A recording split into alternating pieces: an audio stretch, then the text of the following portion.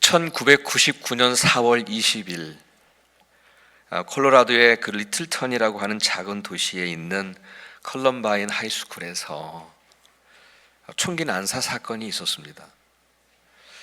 무려 실탄 900발 정도를 난사했대요. 900발. 대단하죠. 범인 둘을 포함해서 13명이 사망했고 30여 명이 부상을 당했던 사건으로 당시의 미국 사회에 큰 충격을 주었었습니다. 그래서 그 후에 이 사건을 주제로 한 다큐멘터리 혹은 영화들이 제작되었다고 합니다. 그 사건을 배경으로 한 영화 중에 2016년에 제작된 I am not ashamed라고 하는 나는 부끄럽지 않습니다라고 하는 영화가 제작이 됐는데, 이 영화는 총기 난사 사건의 첫 번째 희생자였던 레이첼 조이 스캇이라고 하는 여학생, 그가 쓴 일기장, 그리고 가족들, 그리고 친구들, 그리고 그 당시에 희생 당시에 목격자의 증언을 토대로 해서 제작된 그런 영화라고 합니다. 근데 그 영화의 내용 속에는 이 레이첼이 희생을 당한 바로 그 현장, 그 상황을 보여주었는데 이렇게 되어 있습니다. 그러니까 이 레이첼이 자기 남자친구하고 함께 그 학교 앞에 있는 잔디밭에서 대화를 나누고 있는데, 이 범인 두 명이 총과 그 실탄을 가지고 그들에게 다가옵니다. 그리고는 둘에게 곧바로 총격을 가해서 레이첼은 심각한 부상을 입고 쓰러져 있고, 그리고 남자친구 리차드는 하반신이 마비되어지는 그런 부상을 입고 쓰러져 있었습니다. 근데 그때에 이 부상을 당하고 울고 있던 이 레이첼에게 범인 중에 한 명이 다가가서 비아냥거리면서 이렇게 묻습니다. 너 정말 아직도 하나님 믿고 있어? 이렇게 물은 거예요. 비아냥거린 거죠. 이 범인과는 오래전부터 알고 있는 사이였답니다. 그래서 이 레이첼이 그리스도인인 것을 잘 알고 있었던 거예요. 이제 레이첼은 그 총을 들고 위협을 하고 있는 그 범인들에게 이렇게 말을 합니다. 그렇다는 걸 너도 잘 알잖아. 너가 정말 아직도 하나님 믿고 있니? 비아냥거렸던 그 물음에 그렇다는 걸 너도 잘 알잖아 라고 대답을 했답니다. 그 말을 들은 범인 중에 이름이 한 사람이 에릭이라고 하는데, 그 에릭은 이렇게 말합니다. 그러면 그 곁으로나 가라 하고 그냥 총을 쏴버려서 그 자리에서 죽게 되죠.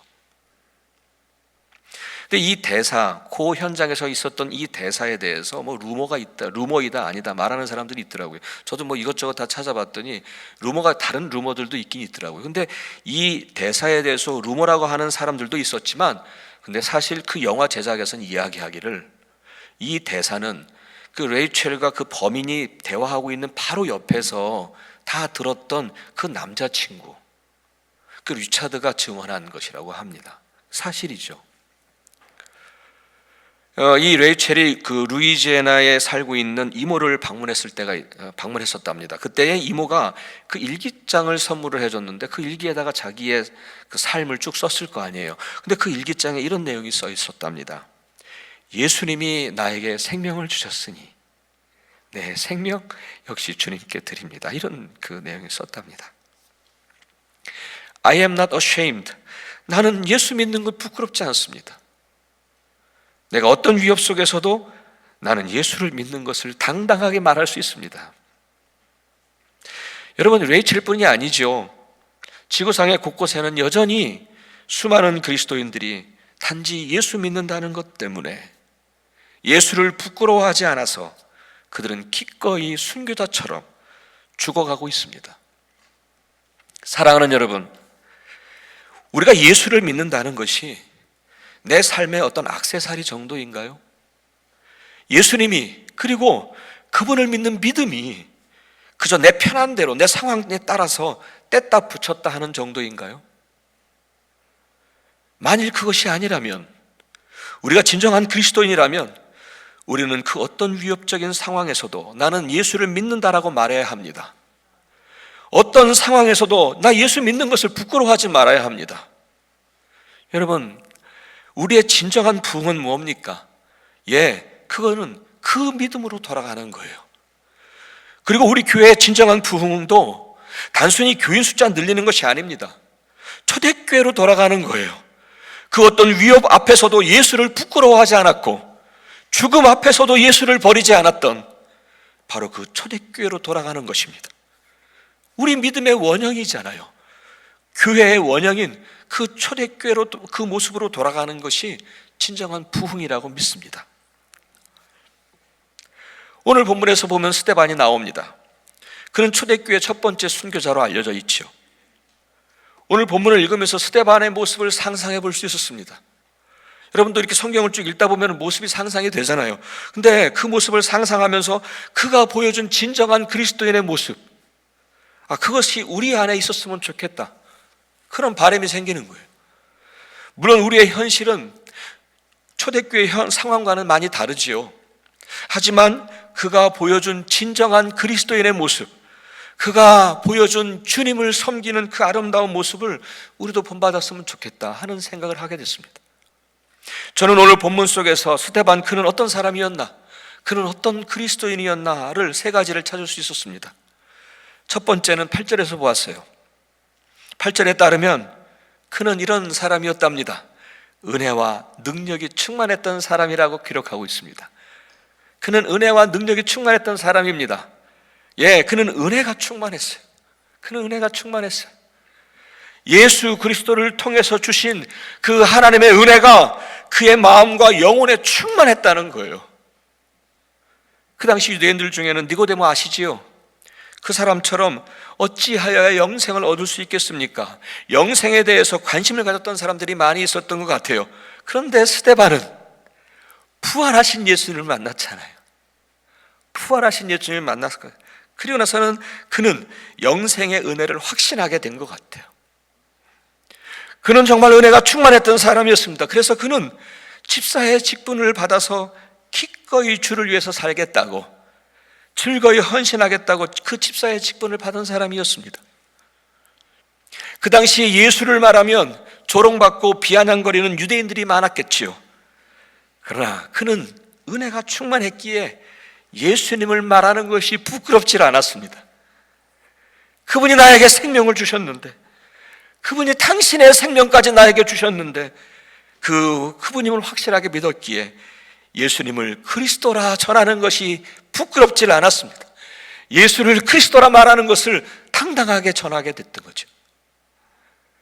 그리고 그 성난 군중들 앞에서, 정말 죽음의 위협 앞에서도 그는 은혜가 충만했기에 그 은혜를 배반하지 않고 그들 앞에서 당당하게 주 예수님, 내 영혼을 받아 주옵소서.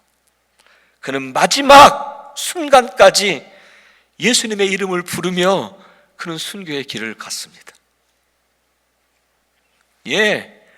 은혜가 충만하지 않으면 어떻게 이런 일들이 일어났겠습니까? 할 수 없었던 일들입니다. 은혜가 충만하지 않았다면. 히브리서 12장에 이런 말씀을 합니다. 18절부터 22절까지 쭉 보면은 18절에 이런 기록이 있습니다. 여러분이 나아가서 이룬 곳은 신의 산 같은 곳이 아닙니다. 그리고 22절에서는 그러나 여러분이 나아가서 이룬 곳은 시온산입니다. 이런 말씀이 있습니다. 여러분, 신의 산 하면은 율법을 기억하지요. 근데 시온산 하면 그곳은 예루살렘 성입니다.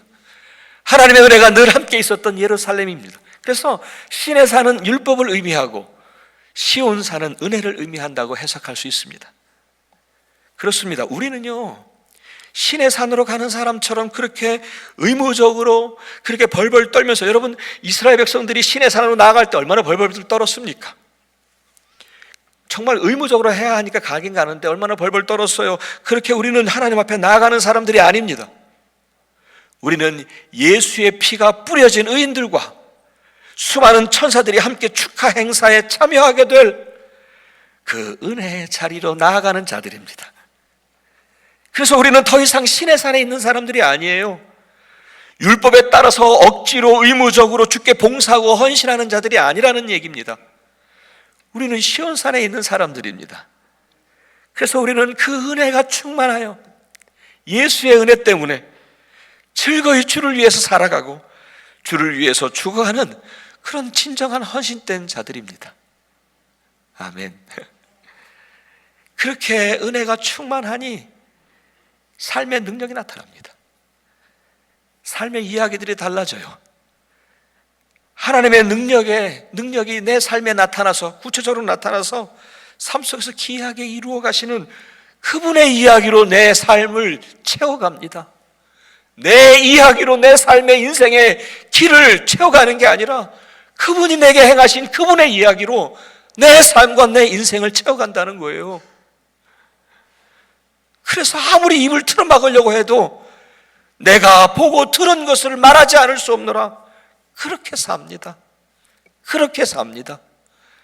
여러분, 정말 여러분의 삶에도 내 인생, 내가 나의 것으로 내 이야기를 채워가는 게 아니라 내 삶 속에서 구체적으로 내 은혜가 충만하여 내 삶 속에서 구체적으로 나타나는 그분의 이야기로 채워가기를 축복합니다.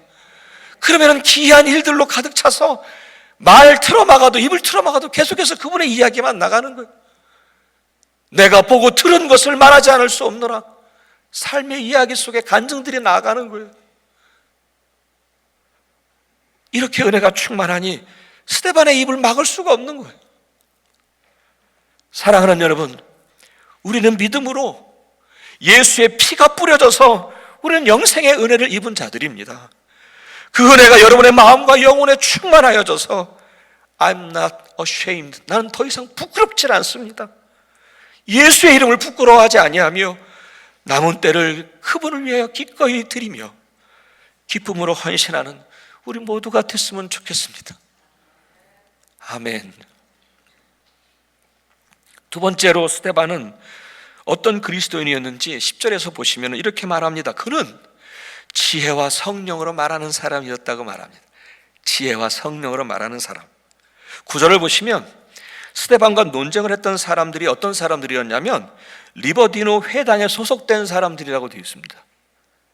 주석에 따르면요, 그들은 어떤 사람들이었냐면 그들은 외국에서 살다가 돌아온 유대인들이랍니다. 그런데 그들은 비교적 교육 수준이 높았던 사람들이래요. 그러니까 그 유능한 사람들과 스데반이 논쟁을 했는데 오늘 10절 말씀해 보니까 스데반을 당해낼 수가 없었어요. 왜냐하면 스데반은 지혜와 성령으로 말하는 사람이었기 때문입니다. 이것은 이미 우리 주님께서 누가복음 21장 15절에서 약속하셨던 말씀이에요. 이렇게 말씀하셨습니다. 나는 너희의 모든 적대자들이 맞서거나 반박할 수 없는 구변과 지혜를 너희에게 주겠다. 약속하셨거든요. 그 약속대로 스데반에게는 성령님께서 지혜를 주신 거예요. 마태복음 10장에서도 비슷한 말 약속을 하셨어요. 제자들에게 사람들이 너희를 관가에 넘겨줄 때에 어떻게 말할까, 또 무엇을 말할까 걱정하지 말아라. 너희가 무슨 말을 해야 할지 그때에 지시를 받을 것이다. 말하는 이는 너희가 아니다. 너희 안에서 말씀하시는 아버지의 성령이시다. 스데반이 말한 게 아니라는 거예요. 스데반 안에서 말씀하고 계셨던 그 성령님이 말씀하신 거예요. 그러니 아무리 유능한 자들이라 해도 스데반을 당해낼 수가 없었던 거예요. 스데반 안에 계시는 성령님이 나서시니까 그들은 적수가 되지를 않은 거예요. 우리가 교회를 섬기고 헌신할 때도 같은 원리인 것 같아요. 우리는 지혜와 성령으로 말하는 사람이 되어야 합니다. 내 욕심이, 내 생각이, 내 주관이 성령보다 앞서면 어리석은 말이 나올 수 있어요. 하나님의 뜻을 거역하는 말이 나올 수 있어요. 혹은 다른 이들에게 아픔을 줄 수도 있어요. 어떤 말을 할 때에도 내 안에 계신 성령님이 말씀하시도록, 내가 이런 말을 하고 싶어도 그분이 말씀하는 것들을 말하도록 그렇게 기도해야 할 줄 믿습니다. 그래야 스데반처럼 지혜로 말하는 사람이 될 수 있습니다. 그래요. 이것을 위해선 우리 정말 기도밖에 없어요. 기도밖에. 이것은 연구하고 훈련해서 이루어지는 게 아니라니까요. 주님께서 마태복음 10장에서 말씀하셨듯이 바로 거기에 그때에 내가 지시한 것을 말하라는 거예요. 바로 그 현장에서 일어나는 일입니다. 그래서 성령님께서 지금 내 입술을 주장하시도록, 내 생각을 주장하시도록, 그래서 성령님이 내 입술을 통해서 사용하시도록 그렇게 기도하는 길밖에 없어요. 목회를 하다 보면 많은 상담을 하게 돼요. 그분이 어떤 것을 가지고 올 거라고 미리 예측할 수가 없어요. 어떤 상황인지 전혀 예측할 수가 없어요. 근데 그분이 오셔서 말씀을 하실 때는 모든 것이 다 유니크해요. 다 나름대로 상황이 다 독특해요. 그래서 그 이야기를 들으면서 제가 어떻게 말을 해야 할지 모를 때가 참 많아요. 괜히 잘못 말했다가는 도리어 아픔을 줄 수도 있잖아요. 그래서 저는 귀를 열고 듣지만 속으로는요 치열하게 기도를 해요. 어느 때는 끝까지 침묵하게 하십니다. 그냥 듣기만 하라는 주님의 음성이겠죠. 또 어느 때는 저도 생각하지 못했던 말을 하지요. 성령님이 주신 지혜라고 생각합니다. 그래요, 여러분, 우리 안에 살아계신 성령님이 계십니다. 우리 안에 살아계신 성령님이 계세요. 그래서 그분 앞에 기도하면 그분은 기도를 들으시고 말씀하시고 약속하신 대로 그때에 지시하는 말을 우리에게 하게 하실 줄 믿습니다. 그것이 스데반이 했던 거예요. 지혜와 성령으로 말하는 사람. 우리도 그렇게 기도할 때 성령님이 들으시고 우리에게 지혜로운 말을 하게 하실 줄 믿습니다. 아멘. 마지막으로 스데반은 이런 모습이었어요. 15절을 보시면은 그 얼굴이 천사의 얼굴 같았다. 이런 생각 해봤습니다. 이거 보면서 어떻게 하면 우리 얼굴도 이렇게 천사와 같을 수 있을까 하는 생각을 해본 적이 있어요. 여러분, 오늘 본문의 배경을 생각해 보면요, 유대인들이 스데반과 논쟁을 했지만 당해낼 수가 없었잖아요. 그러니까 거짓 증인들을 내세워요. 그래서 스데반을 잡아가지고 공회에다가 넘기죠. 공회에서도 거짓 증인들을 내세웁니다. 스데반이 모세와 하나님을 모독했다고 고발을 하지요. 스데반의 입장을 생각해 보면 너무 억울한 상황 아니에요? 언제 모세와 하나님을 모독했나요? 그렇지 않았는데 거짓 증인들을 내세워서 정말 그 억울한 상황을 만난 거예요. 하지만 그는 오히려 기뻐했습니다. 사도들도 그랬더라고요. 사도행전 5장에 기록하기를 사도들은 예수의 이름 때문에 모욕을 당할 수 있는 그 자격을 얻은 것에 대해 기뻐하면서 공회에서 물러나왔다라고 기록하고 있습니다. 스데반도요, 그 억울한 상황이었지만 그것이 예수의 이름 때문에 당하는 것이기에 오히려 기뻤다는 거예요. 그렇게 내가 예수님을 위해서 고난을 당할 수 있는 나에게 그런 자격을 주셨구나, 그런 생각에 너무 기뻤다는 거예요. 그래서 그 얼굴이 그 상황 앞에서도 천사의 얼굴 같아 보인 거죠. 그리고는 그는 당당하게 순교의 면류관 앞에 설 수 있었던 것이죠. 사랑하는 여러분, 우리가 주님의 몸된 교회를 섬기고자 할 때에 때로는 억울한 일을 만나지요.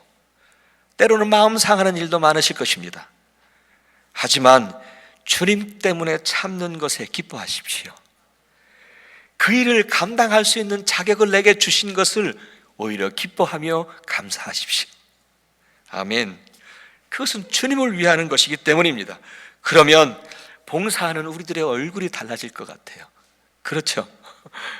봉사하는 우리들의 얼굴이 달라질 것 같아요.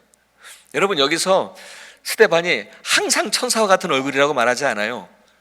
스데반이 천사와 같은 얼굴이 있었던 그 상황은 그를 죽이는 상황, 그게 가장 어려운 상황, 그가 억울하게 당한 그 상황, 그때에 천사와 같은 얼굴이 된 거예요.